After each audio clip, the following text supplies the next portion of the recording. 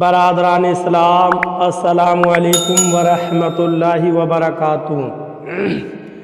آپ تمامی حضرات سے گزارش کی جاتی ہے کہ خود بھی قرآن کریم کی تلاوت، ترجمہ اور تفسیر سماعت کیجیے، اپنے عزیز و اقارب اور رشتہ دار کو بھی شیئر کیجیے تاکہ آپ اس کے ذریعے صدقہ جاریہ کے مستحق ہو جائیں۔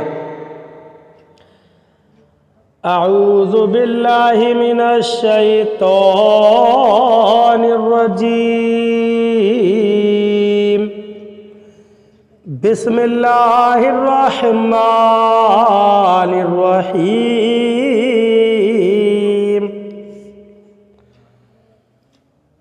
الم یعن للذین آمنوا ان تخشع قلوبهم لذکر اللہ وما نزل من الحق ولا يكونوا كالذين اوتوا الكتاب من قبل فطال عليهم الامد فقست قلوبهم وكثير منهم فاسقون۔ ترجمہ کنز الایمان۔ اللہ کے نام سے شروع جو نہایت مہربان رحم والا۔ کیا ایمان والوں کو ابھی وہ وقت نہ آیا کہ ان کے دل جھک جائیں اللہ کی یاد اور اس حق کے لیے جو اترا، اور ان جیسے نہ ہوں جن کو پہلے کتاب دی گئی، پھر ان پر مدت دراز ہوئی تو ان کے دل سخت ہو گئے اور ان میں بہت فاسق ہیں۔ ترجمہ کنز العرفان۔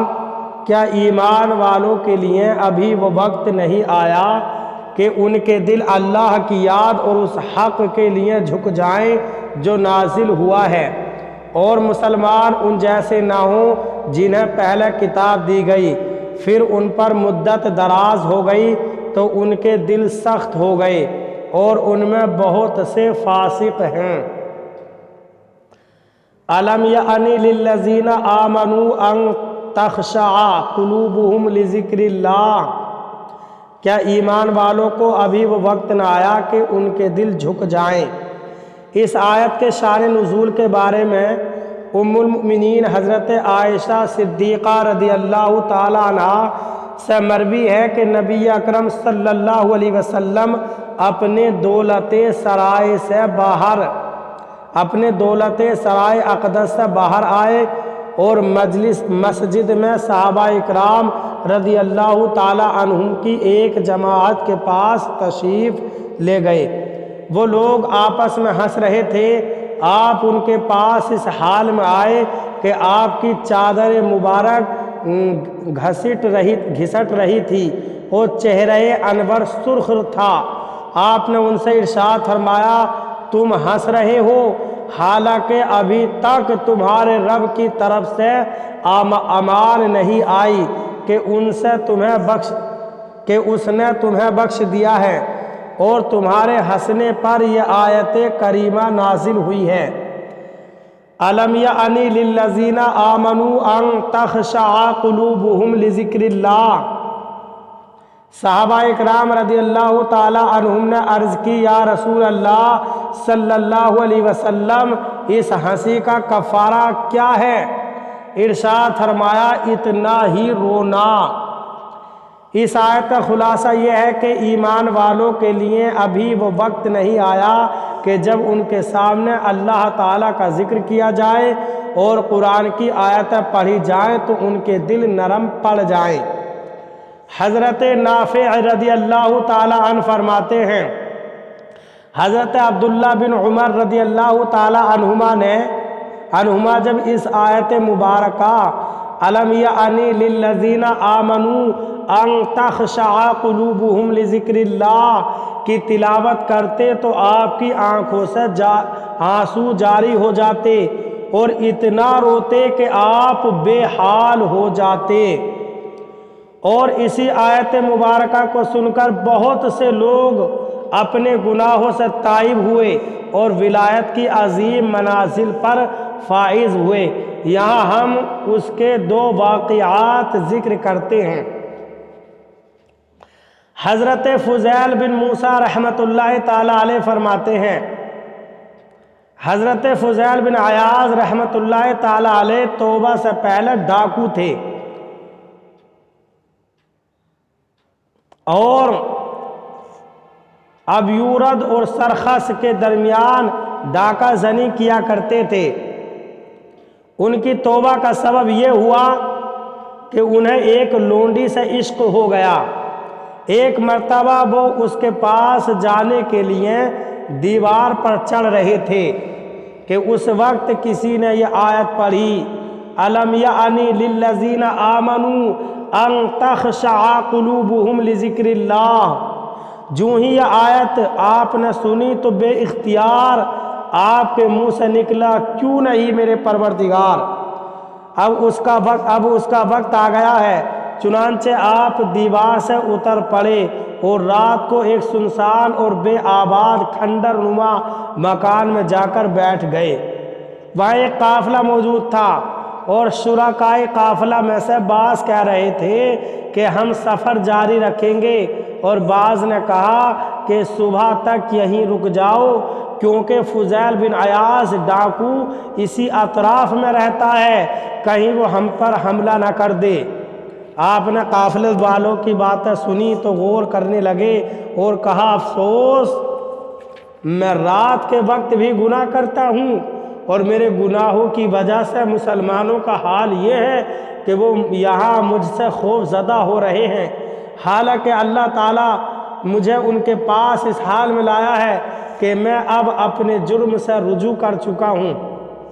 اے اللہ عز و جل، میں تیری بارگاہ میں توبہ کرتا ہوں، اور اب میں ساری زندگی کعبۃ اللہ کی مجاوری میں گزاروں گا۔ حضرت مالک بن دینار رحمۃ اللہ تعالی علیہ توبہ سے پہلے نشے کے عادی تھے۔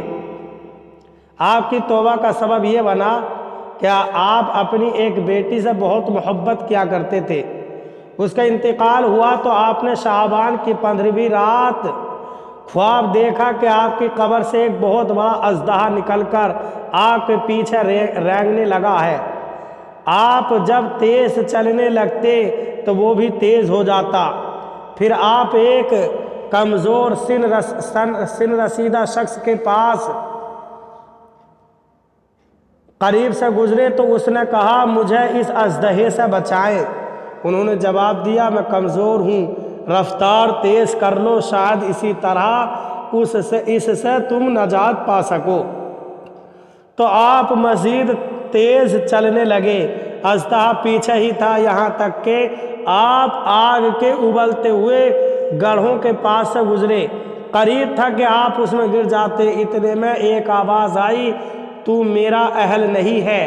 آپ چلتے رہے حتیٰ کہ ایک پہاڑ پر چڑھ گئے، اس پر شامیانے اور سائبان لگے ہوئے تھے۔ اچانک ایک آواز آئی، اس نا امید کو دشمن کے نرغے میں جانے سے پہلے ہی گھیر لو۔ تو بہت سے بچوں نے انہیں گھیر لیا، جن میں آپ کی وہ بیٹی بھی تھی۔ وہ آپ کے پاس آئی اور اپنا دایاں ہاتھ اس اژدہے کو مارا تو وہ بھاگ گیا، اور پھر وہ آپ کی گود میں بیٹھ کر یہ آیت پڑھنے لگی، الم یعنی للذین آمنوا ان تخشع قلوبہم لذکر اللہ وما نزل من الحق۔ آپ فرماتے ہیں کہ میں نے اپنی اس بیٹی سے پوچھا، کیا تم فوت ہونے والے قرآن بھی پڑھتے ہو؟ تو اس نے جواب دیا، جی ہاں، ہم آپ یعنی زندہ لوگوں سے زیادہ اس کی معرفت رکھتے ہیں۔ پھر آپ نے اس سے اس جگہ ٹھہرنے کا مقصد پوچھا تو اس نے بتایا، یہ بچے قیامت تک یہاں ٹھہر کر اپنے والدین کا انتظار کریں گے جنہوں نے انہیں آگے بھیجا ہے۔ پھر اس اژدہے کے بارے میں پوچھا تو اس نے بتایا، وہ آپ کا برا عمل ہے۔ پھر اس ضعیف العمر شخص کے بارے میں پوچھا تو اس نے بتایا، وہ آپ کا نیک عمل ہے۔ آپ نے اسے اتنا کمزور کر دیا ہے کہ اس میں آپ کے برے عمل کا مقابلہ کرنے کی سخت نہیں، لہٰذا آپ اللہ تعالیٰ کی بارگاہ میں توبہ کریں اور ہلاک کرنے سے بچیں۔ پھر وہ بلندی پر چلی گئی۔ جب آپ بیدار ہوئے تو اسی وقت سچی توبہ کر لی۔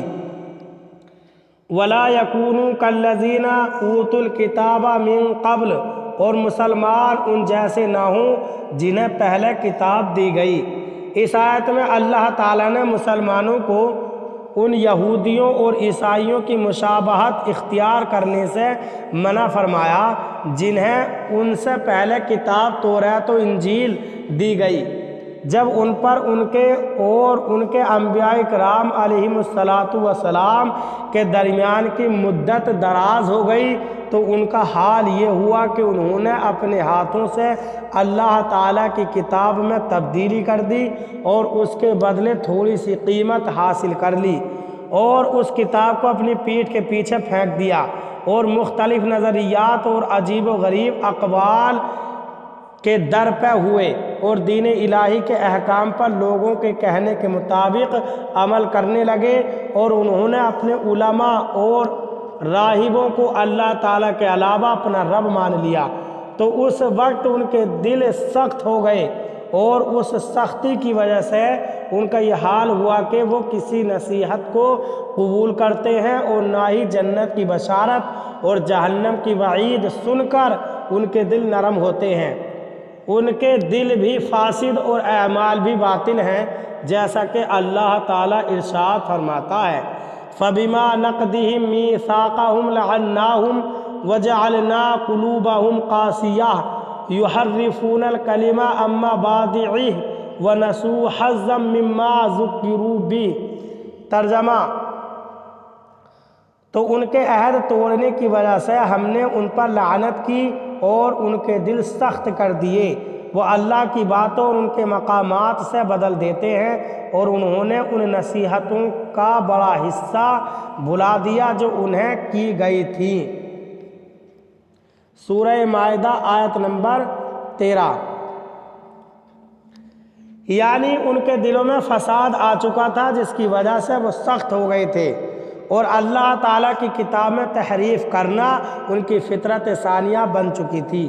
انہوں نے وہ کام کرنے چھوڑ دیے جن کے کرنے کا انہیں حکم دیا گیا تھا، اور ان کاموں کو کرنے لگ گئے جنہیں کرنے سے انہیں منع کیا گیا تھا۔ اسی وجہ سے اللہ تعالیٰ نے امور اصلیہ اور فرعیہ یعنی عقائد اور احکام میں سے کسی ایک چیز میں بھی ان کی مشابہت کرنے سے منع فرمایا۔ اللہ تعالیٰ کے اس حکم کو سامنے رکھتے ہوئے ان لوگوں کو نصیحت حاصل کرنی چاہیے جو اپنی صورت اور سیرت یہودیوں اور عیسائیوں جیسی بناتے اور اس پر فخر محسوس کرتے ہیں، اور ان لوگوں کو بھی نصیحت حاصل کرنی چاہیے جو مسلمان کہلانے کے باوجود مسلمانوں کو یہودی اور عیسائی نظریات اور ان کے طور و طریقے اپنانے کی کسی بھی انداز میں ترغیب دیتے ہیں۔ اللہ تعالیٰ مسلمانوں کو ہدایت عطا فرمائے، آمین۔